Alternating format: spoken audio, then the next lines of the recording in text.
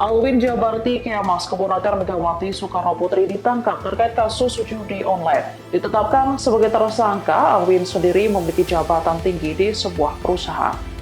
Alwin ditangkap terkait kasus pegawai Kementerian Komunikasi dan Digital atau Komdigi yang melindungi ribuan situs judi online. Ia merupakan pengusaha, salah satunya menjabat sebagai CEO PT Jelas Tanda Tangan Bersama.